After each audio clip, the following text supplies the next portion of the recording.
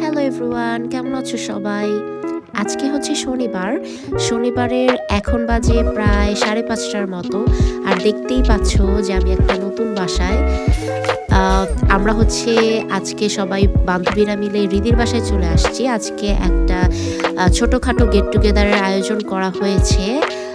অনেকদিন ধরেই আমরা ভাবছিলাম যে আমরা হচ্ছে কোনো একটা ফ্রেন্ডের বাসায় একটু হচ্ছে নাইট স্টে করব, বাট সময়ের কারণে করা হচ্ছিল না। এবং তারপর কিন্তু হঠাৎ করেই আমাদের প্ল্যানটা হয়ে যায় এবং আমরা কিন্তু এক্সিকিউট করি এবং ফাইনালি হচ্ছে আজকে আমরা সবাই ডিসাইড করি যে রিদির বাসায় আমরা আজকে থাকবো। তো একদম প্রথমেই হচ্ছে আমি আর উর্মি চলে আসি, আর উর্মির হচ্ছে বিয়ের শাড়ির যে ব্লাউজটা সেটা হচ্ছে দেখাচ্ছিল। তো পরে আমি একটু রান্নাঘরে গেলাম, আর গিয়ে দেখতেছি অলরেডি বেরেস্তা করে রাখছে রীতি, আর এখন হচ্ছে বিরিয়ানির জন্য প্রিপারেশন নিচ্ছে। এটা হচ্ছে বিরিয়ানির জন্য যে মাংসটা, গরুর মাংস অলরেডি ওর প্রিপেয়ার করে ফেলছিল। আজকের ডিনারে ও আমাদের জন্য আয়োজন করতেছে বিরিয়ানি, কোরমা, কাবাব এবং সালাদ। তো এখানে কিন্তু অলরেডি কোরমার জন্য ডিমগুলোকে ভাজা হচ্ছে। তো ইন দ্য মিড টাইম কিন্তু ও পেঁয়াজ, তারপর হচ্ছে পেঁয়াজের সাথে হচ্ছে গিয়ে সব মশলা দিয়ে তারপরে লাস্টলি হচ্ছে একটু বাদাম বাটা এবং হচ্ছে টক দই দিচ্ছে। এটা হচ্ছে কোরমার যে স্বাদটা সেটাকে আরও বেশি বাড়িয়ে দিবে। তো আমরা হচ্ছে অনেক আড্ডা দিচ্ছিলাম, আর ও বলতেছিল যে কিভাবে ক্লিপ নিতে হবে, কারণ ও হচ্ছে প্রায় স্ন্যাপ নেয়, অ্যান্ড আমার থেকে আমার মনে হয় ওর আইডিয়া আরও বেশি। তো ওই আসলে আমাকে ডিরেকশন দিচ্ছিল যে এভাবে ভিডিও কর, তাহলে আরও বেশি সুন্দর হবে। ওদের বাসায় কিন্তু সবচেয়ে আগে আসছে আমি আর হচ্ছে উর্মি, আর বাকিরা প্রায় ১.৫-২ ঘন্টা লেট করে ফেলছিল। আমাদের কথা ছিল যে আমরা বিকাল ৪টার মধ্যে বাসা থেকে বের হয়ে যাব, যাতে ৪:৩০ পৌনে ৫টার মধ্যেই আমরা রিদির বাসায় সবাই আর কি চলে আসি। কিন্তু সেটা আর হচ্ছিল না, আর সবারই হচ্ছে লেট হচ্ছিল এবং আমরা বারবার বলতেছিলাম যে তোরা এখনও কেন আসতেছিস না। তো পরে রিদিকে বললাম যে তাহলে ওরা আসার আগেই হচ্ছে তুই রান্নাটা সেরে ফেল, তাহলে হচ্ছে ওরা আসলে সবাই আড্ডা দিতে পারবো। আর না হয় দেখা গেল সবাই একসাথে একটা রুমে আড্ডা দিচ্ছি আর রিদি সেখানে নাই, তো সেটা তো আসলে ভালো দেখাবে না। তো অলরেডি কিন্তু ও ডিমটাকে হচ্ছে গিয়ে মশলার সাথে হচ্ছে দিয়ে দিছে এবং লাস্টলি হচ্ছে ও একটু গুঁড়া পাউডার দিয়ে ঝোলটা রাখার জন্য হচ্ছে সেটাকে একটু অ্যাড করে দিচ্ছে। এটাকে ও অল্প অল্প করে অ্যাড করতেছিল এবং এরপরেই কিন্তু গুঁড়া পাউডার দুধটা দেওয়ার পর কিন্তু কালারটা দেখো একদম কোরমার মতো হয়ে গেছে, খুবই সুন্দর একটা স্মেল আসতেছিল। আর বিশেষ করে সবচেয়ে বেশি সুন্দর স্মেল আসতেছিল গরুর মাংসটা থেকে। এটার ক্লিপটা আমি নিতে পারি নাই, এটা কিন্তু ও আমরা আসার আগেই রেডি করে রাখছিল এবং আমরা আসার পরে কিন্তু শুধু পোলাও আর গরুর মাংস এইটাকে জাস্ট মিক্স করে দিবে, মানে পোলাওটা আলাদা রান্না করে। এই যে অলমোস্ট কিন্তু হয়েই আসছে, এটাকে জাস্ট ঝোলটাকে আরেকটু টেনে এটাকে একটু এটার কনসিস্টেন্সিটা বাড়ানো হবে। তো এরপরে আস্তে আস্তে একে একে রূপা আর কাশফিয়া আসলো এবং ওরা একসাথেই চলে আসছিল। তো আমরা বারবার বলতেছিলাম যে এত লেট করে কেন আসছিস, আমি আর উর্মি তো অলরেডি অনেক আগে থেকেই চলে আসছি। তো ওরা বলতেছিল যে রূপা আসলে বেসিক্যালি অফিস থেকে আসছে, আর কাশফিয়ার বাসা কিন্তু সবার কাছে, কিন্তু ওর কেন লেট হয়েছিল জানি না। তো ও আবার আসার সময় হচ্ছে পুরি, তারপরে হচ্ছে পেঁয়াজু এগুলো নিয়ে আসছিল, সেগুলো আবার দিচ্ছিল আর বলতেছিল যে এই যে বিদুলা অলরেডি আবার ব্লগ করা শুরু করে দিছে। তো এরপরে আসার পর পুরি এবং পেঁয়াজগুলোকে একটু সার্ভ করলো রিদি।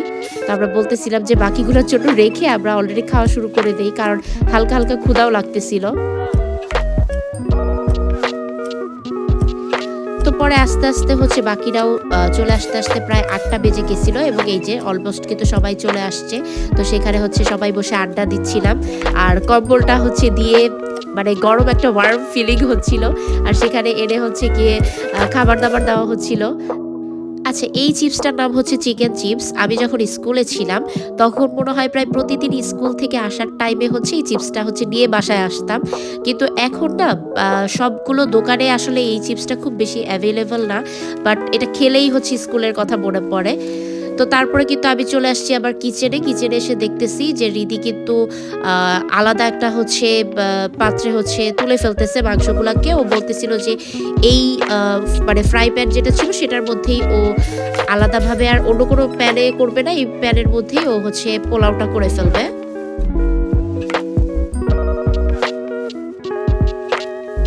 তো এই যে পোলাওয়ের চালটা কিন্তু ও দিয়ে দিচ্ছিল এবং পোলাওয়ের চাল আসলে কতটুকু দিতে হবে, আমরা টোটাল ৮ থেকে ৯ জন মানুষ ছিলাম।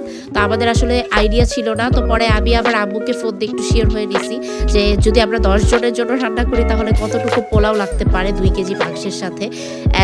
মানে রিদি নিজেও আসলে খুব বেশি যে অনেক মানুষের জন্য রান্না করছে এমন না। হয়তো ফ্যামিলি মেম্বারদের জন্য রান্না করে থাকে। তো এর জন্য হচ্ছে একটু আইডিয়া আমাদের ছিল না। তো এই যে অলরেডি কিন্তু মাংসগুলোকে পোলাওর সাথে মিক্স করা হচ্ছে লেয়ারে লেয়ারে এবং ততক্ষণে কিন্তু রান্নাবান্নাও অলমোস্ট শেষ হয়ে গেছিল। আর পাশে হচ্ছে সানিয়া সালাদ কাটতেছিল।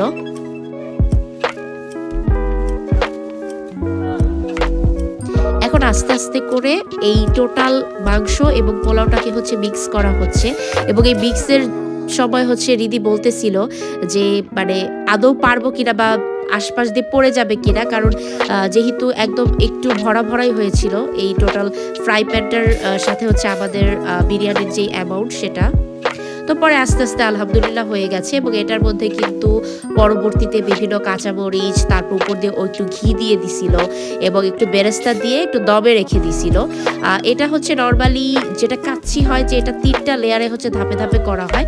আর যেহেতু আমরা নিজেরাই খাচ্ছি, বাইরের কেউ নাই, আমরাই, তো এটার অত ঝামেলা না করে একসাথেই হচ্ছে সবগুলোকে মিক্স করে কিছুক্ষণ দমে রেখে দিয়েছিল।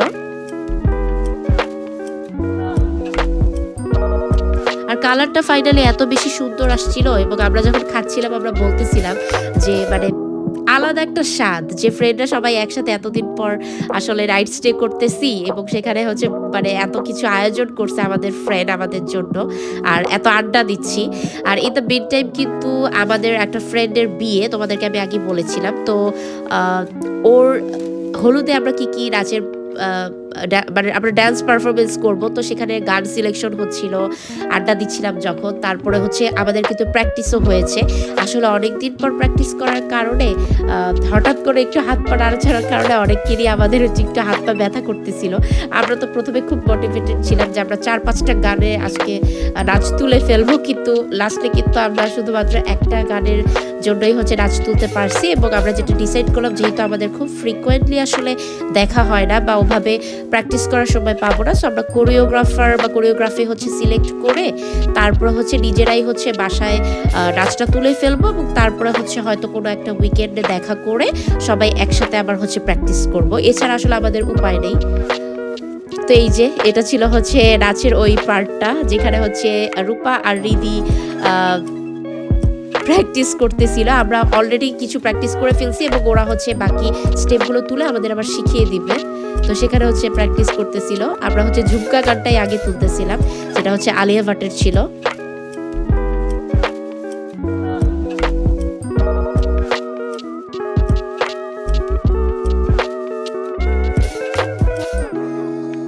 তো প্রায় ১১টা পর্যন্ত আমরা প্র্যাকটিস করি এবং তারপরে হচ্ছে রিফা বারবার বলতেছিল ক্ষুধা লাগছে, তাড়াতাড়ি হচ্ছে গিয়ে ডিনারটা করা দরকার। তো পরে রিদি বলল যে ঠিক আছে, আমরা হচ্ছে প্র্যাকটিস শেষ করে তারপরে করতেছি।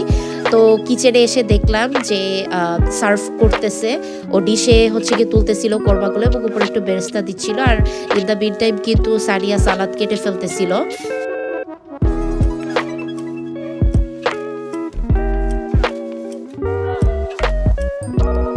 রিদি এরপর পুরো বিরিয়ানির উপর একটু বেরেস্তা দিয়ে দিচ্ছিল ডেকোরেশনের জন্য এবং তখন কিন্তু আমার অন্যান্য ফ্রেন্ডরাও এসে স্ন্যাপ নিচ্ছিল, ছবি নিচ্ছিল এবং কালারটা এবং স্মেলটা দুইটাই খুব স্যাটিসফাইং ছিল। তো এরপরও বলতেছে যে আমি হচ্ছে একটু নিয়ে যাই টেবিলে এবং তোরা হচ্ছে একটু ভিডিও কর। তারপরে কোনটার উপরে রাখবে সেটা নিয়ে একটু মানে কনফিউজড হয়ে গিয়েছিলাম এবং ফাইনালি কিন্তু সব কিছু সেট করা হলো এবং তারপরে হচ্ছে সানিয়া, উর্মি ওরা হচ্ছে প্লেটটা হচ্ছে সেট করে দিয়ে সার্ভ করছিল মেনলি সানিয়া। তো সবগুলো প্লেটে আমরা একটু একটু করে নিচ্ছিলাম আর সবারই আসলে অনেক ক্ষুধা লাগছিল। আর স্মেলটা যদি এত নাইস হয় তাহলে তো আসলে খাওয়ার মানে আগ্রহ আরো বেড়ে যায়।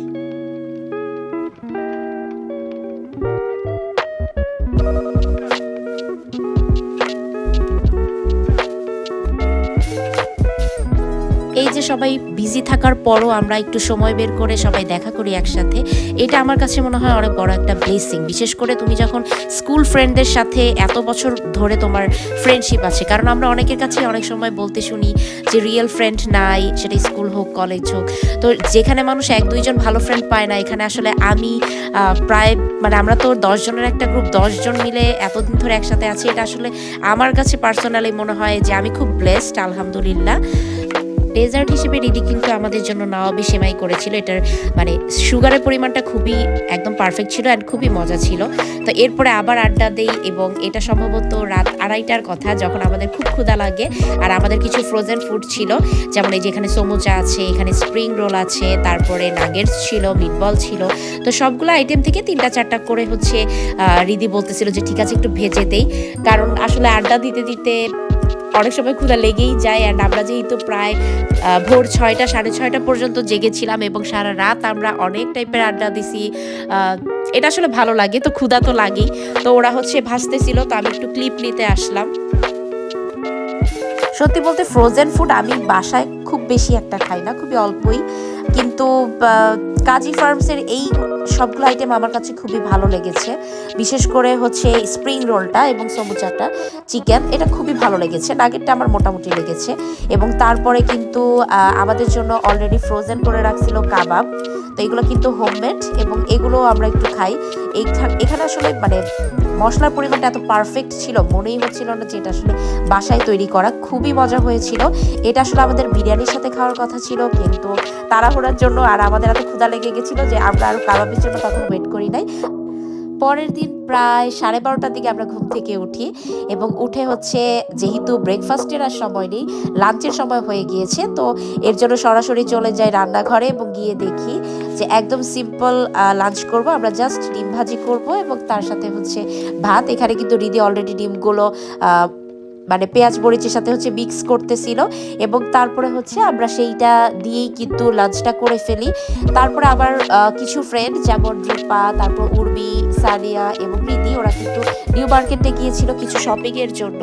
যেমন আমাদের হলুদের জন্য আমরা সবাই একই টাইপের শাড়ি পরবো, সেই শাড়িগুলো আসলে আজকে কিনে ফেলতে পারলে ভালো হয়। তো যদিও আমরা অনেক বেশি টায়ার্ড ছিলাম, তারপর ওরা বলতেছিল আজকে ওরা বের হবে। আর উর্মিরও কিছু কেনাকাটা ছিল। তো পরে ওরা হচ্ছে কি চলে যায় ডিরেক্ট কিন্তু নিউ মার্কেটে, এবং আবার হচ্ছে উত্তরাতে কিছু কাজ ছিল। তো আমি কিন্তু মেট্রো 11 স্টেশন থেকে হচ্ছে মিরপুর 11 স্টেশন থেকে মেট্রো দিয়ে উত্তরার দিকে চলে আসি। তো আবার আর হচ্ছে ওই দিকে যাওয়া হয় নাই।